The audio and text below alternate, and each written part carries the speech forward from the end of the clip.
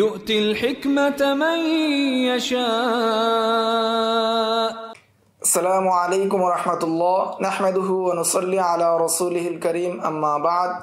এখন আমরা আলোচনা করব শাম, বসরা এবং মক্কার অধিবাসীদের থেকে এবং মিশরের অধিবাসীদের থেকে। প্রথম মাবহাস মক্কাবাসীদের থেকে, যে মক্কাবাসীদের থেকে আমর ইবনে দিনারের যারা সাথীরা ছিলেন, তার যেসব শাগরেদরা ছিলেন। আমর ইবনে দিনার রফাত হলো 126 হিজরিতে। ইমাম আহমদ ইবনে হাম্বল আসরামের রেওয়ায়েতে এবং আবদুল্লাহ ইবনে আহমদের রেওয়ায়েতে বলেন যে আমর ইবনে দিনারের রেওয়ায়েত সম্পর্কে অধিক জ্ঞাত ছিলেন ইবনু উয়াইনা, এবং ইবনু উয়াইনা থেকে অধিক জানে এরকম কাউকে আমার জানা নেই। তখন তাকে বলা হলো, ইবনু উয়াইনা তিনি তো ছোট, সেই সময় তো তিনি ছোট ছিলেন। তখন তিনি বললেন, যদিও সে ছোট কিন্তু সে বুদ্ধিমান, সে মেধাবী। এবং আব্বাস আদ-দাউরি তিনি বলেন, আমি ইয়াহইয়া ইবনে মুআইনকে শুবা যিনি বর্ণনা করেছেন আমর ইবনে দিনার থেকে, এবং সাউরি তিনি আমর ইবনে দিনার থেকে বর্ণনা করেছেন, সুফিয়ান ইবনে উয়াইনা তিনি আমর ইবনে দিনার থেকে বর্ণনা করেছেন। তাদের সম্পর্কে আমি জিজ্ঞাসা করলাম, অর্থাৎ ইয়াহইয়া ইবনে মুআইনকে আমি জিজ্ঞাসা করলাম, এই কথা বলছেন আব্বাস দাউরি। তখন তিনি বললেন, ইবনু উয়াইনা আ'লামুহুম বিহাদিস আমর ইবনে দিনার, যে ইবনে উয়াইনা হলেন আমর ইবনে দিনারের হাদিস সম্পর্কে অধিক জ্ঞান রাখনেওয়ালা ব্যক্তি, অধিক জাননেওয়ালা ব্যক্তি। এবং তিনি আমর ইবনে দিনার সম্পর্কে অর্থাৎ আমর ইবনে দিনারের হাদিস সম্পর্কে, জ্ঞান সম্পর্কে হাম্মাদ ইবনে যায়েদ থেকেও তিনি বেশি জানেন। আলী ইবনুল মাদানী তিনি বলেন, ইবনুল উয়াইনা হলেন আমর ইবনে দিনারের হাদিস সম্পর্কে হাম্মাদ ইবনে যায়েদ থেকেও অধিক জাননেওয়ালা ব্যক্তি। আলী ইবনুল মাদানী তিনি আরও বলেন, ইবনে জুরাইজ এবং ইবনে উয়াইনা তারা দুজন হলেন আমর ইবনে দিনারের হাদিস সম্পর্কে অধিক জ্ঞাত ব্যক্তি। এবং দারাকুতনি তিনি বলেন যে আমর ইবনে দিনারের রাবিদের মধ্যে অধিক উঁচু বা অধিক জাননেওয়ালা ব্যক্তিরা হলেন ইবনে জুরাইজ, ইবনে উয়াইনা, শুবা এবং হাম্মাদ ইবনে ইয়াজিদ। দ্বিতীয় মাবহাস বসরাবাসীদের থেকে। বসরাবাসীদের থেকে হলেন যে সাবিত ইবনে আসলামের সাথীগণ বা শাগরেদগণ। ইবনে রাজব হাম্বলি তিনি বলেন, তারা অনেক ছিলেন, তন্মধ্যে তারা হলেন 3 তবকায় বিভক্ত। প্রথম তবকায় হলেন যে শুবা, হাম্মাদ ইবনে যায়েদ, সুলাইমান ইবনে মুগীরা, হাম্মাদ ইবনে সালামা এবং মা'মার বিন রাশেদ। এবং তাদের মধ্যে অধিক হাদিস জানেন, অধিক সাবেত সম্পর্কে অর্থাৎ সাবেতের হাদিস সম্পর্কে অধিক জ্ঞান রাখেন, তিনি হলেন হাম্মাদ বিন সালামা। অনুরূপটা আহমদ বিন হাম্বল, ইবনে মুআইন, আলী ইবনুল মাদানী বলেছেন। দ্বিতীয় তবকা যারা শুয়ুখের পর্যায়ে, তাদের মধ্যে হলেন হাকাম বিন আতিয়া এবং সাহাল বিন আবি হাজাম এবং আমারত ইবনু যান এবং ইউসুফ ইবনু আবদা এবং হাম্মাদ বিন ইয়াহইয়া আবাহ। ইমাম আহমদ ইবনে হাম্বল রাহিমাহুল্লাহ তিনি বলেন, এই সমস্ত শায়েখগণ, এই সমস্ত রাবীগণ সাবেত থেকে অর্থাৎ সাবিত ইবনে আসলাম থেকে ভুল রেওয়ায়াত করতেন, ফলে তাদের থেকে অনেক মানাকির হাদিস বর্ণিত হয়েছে। তৃতীয় তবকা দুআফাদের তবকা এবং মাতরুকিনদের তবকা। হাফেজ ইবনে রজব হাম্বলি বলেন, তাদের মধ্যে অনেক রয়েছেন, তন্মধ্যে হলেন ইউসুফ ইবনে আতিয়া আস-সফার এবং আহমদ ফি রিওয়ায়াতি আবি তালেব।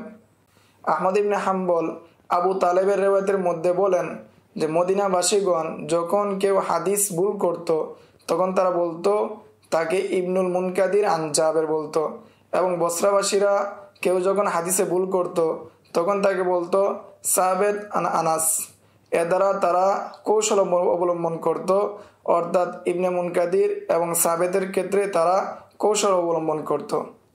ইবনে রাজব হাম্বলি বলেন, ইমাম আহমদ ইবনে হাম্বল রহমতুল্লাহি আলাই এর বক্তব্যের উদ্দেশ্য হলো মদিনার বহু দুর্বল রাবি ইবনুল মুনকাদির থেকে বর্ণনা করেছেন, আর বসরার বহু দুর্বল রাবি, দুর্বল স্মৃতিশক্তির অধিকারী ও অজ্ঞাত রাবি সাবেত থেকে বর্ণনা করেছেন।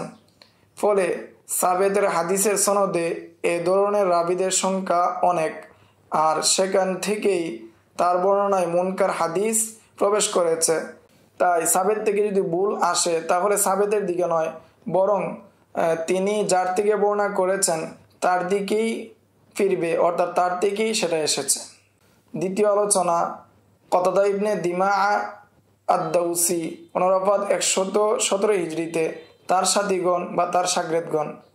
আল্লামা বারদিজি আহমদ ইবনে হারুন, অনুরাপাত 301 হিজরিতে, তিনি বলেন শুবা, হিশাম আদ-দাস্তাউই এবং সাঈদ ইবনে আবি আরুবা তারা বর্ণনা করেছেন কতাদা থেকে, এবং কদ্দা বর্ণনা করেছেন আনাস থেকে, এবং এই সনদ সহিহ।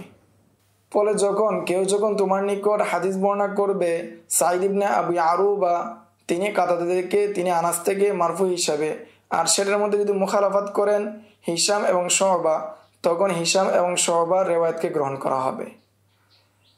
আবার যখন তারা একই হাদিসের মধ্যে ইখতিলাফ করে, দুজন যদি ইখতিলাফ করে, তখন দুজন ব্যক্তির কৌলকে গ্রহণ করা হবে তিনজনের মধ্য থেকে। যেমন যে হাম্মাদ ইবনে সালামা এবং হাম্মাদ ইবনে ইয়াহিয়া আল আউজি এবং আবান ইবনে ইয়াজিদ আল আত্তর আল বসরি, তারা হলেন শুয়ুখ পর্যায়ে, তারা কাতাদা থেকে, এবং তিনি আনাস রাদিয়াল্লাহু তাআলা আনহু থেকে, তিনি রাসূল সাল্লাল্লাহু আলাইহি ওয়াসাল্লাম থেকে বর্ণনা করেছেন।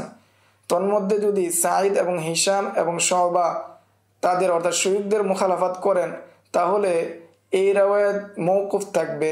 কেননা তখন শুয়ুখদের রিওয়ায়াতের মধ্যে যদি সাঈদ অথবা হিশাম অথবা শুবা মুখালাফাত করে, তখন হিশাম, সাঈদ এবং শুবা তাদের কৌলকে গ্রহণ করা হবে যদি এর বিপরীতে তারা যদি একজন হয়। প্রথম যারা রয়েছে, শুয়ুখ যারা রয়েছে, তারা সবাই যদি একটি বর্ণনা করে, আর অপরদিকে যদি হাম্মাদ এবং আবান যদি তারা মারফু হিসেবে একটি হাদিস বর্ণনা করেন সবাই মিলে, এবং তাদের মুখালাফাত যদি করেন শুবা এবং সাঈদ এবং হিশাম, অথবা শুবা একা অথবা সাঈদ একা অথবা হিশাম একা যদি বর্ণনা করেন মুখালাফাত হিসাবে, তখন সেই হাদিস এর ক্ষেত্রে তাওয়াক্কুফ হবে।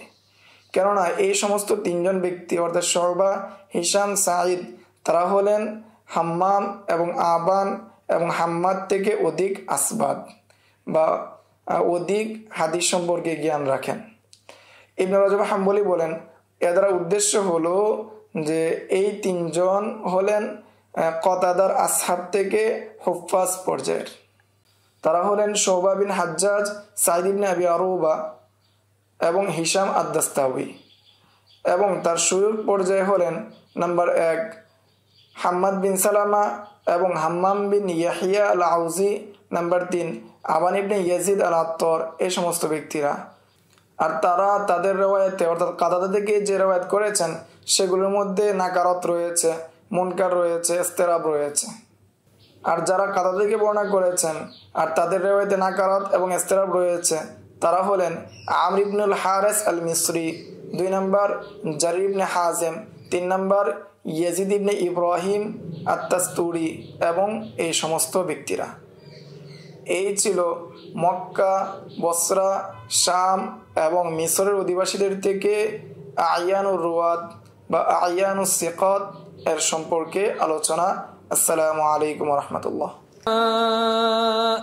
ومن يؤت الحكمة فقد أوتي خيرا كثيرا وما يذكر إلا أولو الألباب.